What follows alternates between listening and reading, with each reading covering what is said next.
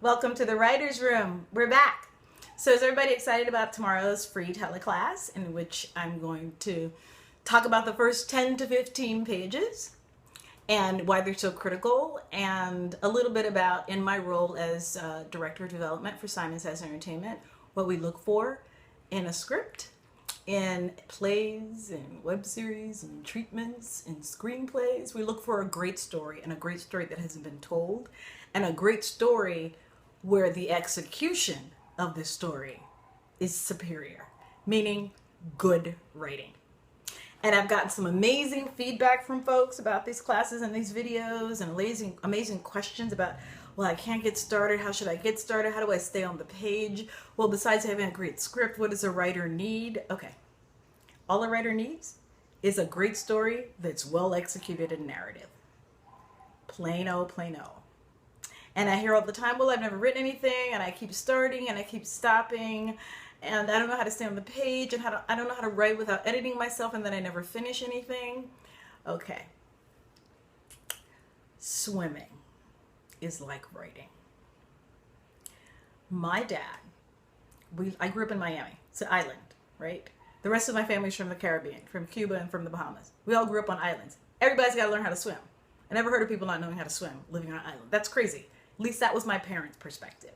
So my dad would make us watch the Olympians in the Olympic swim. We watched swimming all the time.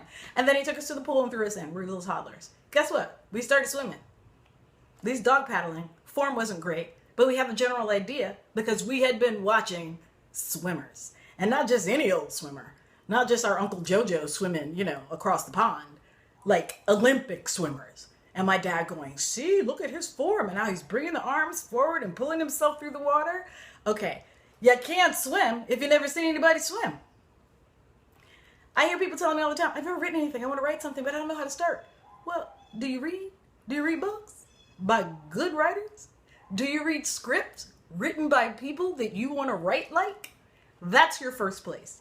You should be a voracious reader.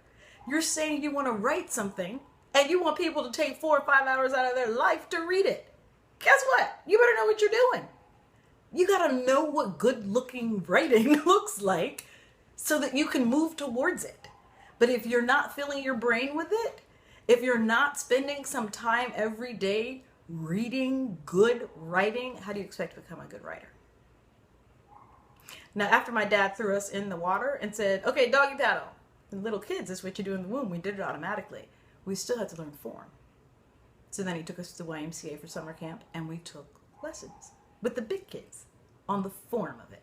Because my dad was like, you can't just know how to swim. What if we go fishing in the ocean, or we're going on a trip to go to the Bahamas and somebody falls off the boat and it capsizes? You got to know how to swim for your life. So you got to know how to do it well. So you better go get you some education on how to swim. Love my family. Just organic geniuses. Just intellectuals. Just on common sense. When I decided to become an artist, my father was like, well, who you like? Who's a craftsman? And I was like, oh, daddy, this British actor. And oh, I really love her. And oh, I really love him. Do you watch him? No. We go on a Blockbuster so you can get some movies and watch them. And then find out where they went to school. And try and go to school there. like you're not reinventing the wheel. It's a similar thing with writing, where I get a lot of frustration from folks coming to me going, I don't know where to start. I can't stay on the page. I keep editing myself. I keep starting over. And then they hand me their 10 pages and I look at it and I go, well, you're getting caught up in grammatical stuff, right? You're getting caught up in voice because you've never written before. So you have an idea of what writing is supposed to sound like instead of trusting that your own voice is your writing. The way you speak is your writing. The way you tell a story to another person, the story that's burning up inside of you, that's dying to fall out on the page, the way you tell it to another person and it's living and bubbling inside of you, that's your writer's voice. Not this idea of when you get to the page and I should put phrases, conjunctive phrases in front of the dangling participle and make it more poetic. That's not how people talk, right? It's also not active, right? I learned from Stephen King's On Writing. The passive voice is not your friend. The passive voice is never your friend. In the first 10 sentences that you write, if nothing has happened, you're not writing action. You're not writing narrative.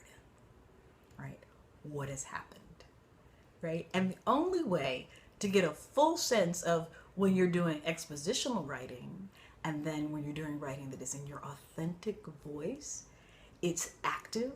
The story is active. People are trying to get something, is to read good writing. The second piece is to take a class or get a writing coach. That's what I did. Now, you could spend 20 years sitting there in front of your computer by yourself, never having taken a class, never written anywhere, never worked at a newspaper, never worked at a magazine, never took a writing class, never worked in a publishing office. If you don't work somewhere or volunteer somewhere where people make a living by writing, then you're not going to learn how to write. There it is. Right? Read great writers and then study with another great writer or a great teacher who may happen to be a writer as well.